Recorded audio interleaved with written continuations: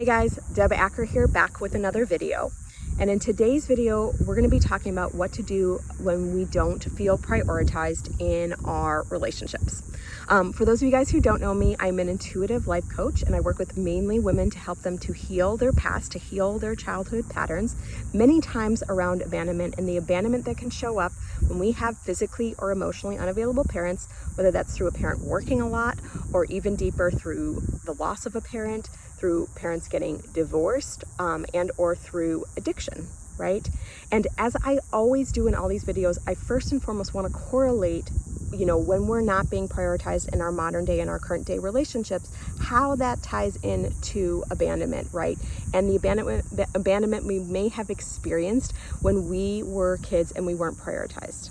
So first and foremost, if you can relate at all to having a physically or emotionally unavailable parent or parents, many times what happens when we are kids is we make up in those moments, because we're not being prioritized, right? Is that love equals not being prioritized. And there are so many love paradigms that we make up that many times, most of the time, are subconscious, right? And a lot of times don't make sense, like love equals not being prioritized does not make sense, right? But it's something that what ends up happening is that gets stored in our body, and until it's brought to consciousness, it can be a magnetizer for our present day reality, which maybe is what you're experiencing now, and maybe is what has you watching today's video, right?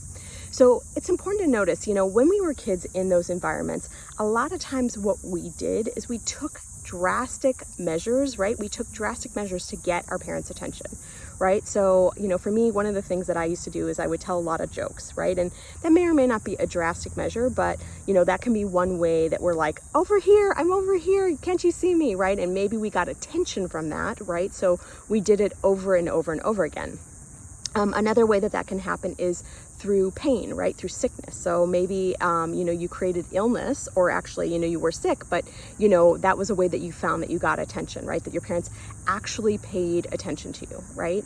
And so that can be another example. And even when we cried, right? We found when we were upset, right, that we got attention, right? So now we're creating, in our current day relationship, we're creating something that doesn't work for us, but actually we found that pain gets us attention, right? And so how do we start to change this?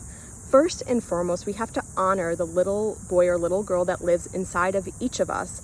First of all, that little kid who had dreams, who had desires, and we have to honor their pain, right? So that might mean just simply saying out loud, until it holds no energy for you, until it holds no charge for you, right? Just simply saying out loud, why don't you pay attention to me? Why can't you pay attention to me?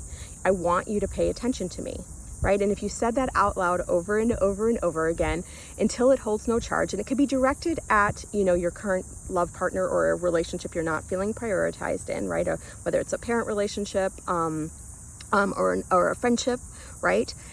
And or that can be directed at, the parent of your childhood, right? So it can be directed in many directions.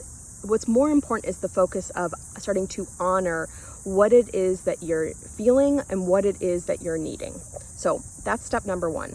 Now, step number two is for you to ask yourself, what do I need right now? What do I want right now? How can I start to prioritize myself? Right? So, in the physical world, that might mean, what you need right now, right, is to, have a good meal, right? In the energetic world, you might want to just, one of the things I like to do is, like, if I'm feeling I need love, right? Or if I feel like I need a hug, I might place my hand on my heart. I see love coming from my hand, and I start to run that love through my body, right? Or I see myself giving myself a hug, or someone, whether they're living or on the other side, someone that I felt truly supported by, which a lot of times is my mom or one of my grandmas, right? And one of my grandmas just popped in, right? But I see myself receiving a hug from them, right? So again, just asking yourself simply, what do I need right now? What do I want right now? And then starting to give that to yourself again, whether it's a home-cooked meal, a bath, going shopping, just finding some ways to self-soothe, right? And or giving yourself the energy of it, which is again running that love, some feeling, some texture of love or care through your body. So if you like this video, go ahead and like it and or drop an emoji below. If you have questions, feel free to post those below, and or if you have any awarenesses that popped up, I would love to hear about those as well. And if you're looking for more information on this, you can head to deboraacker.com.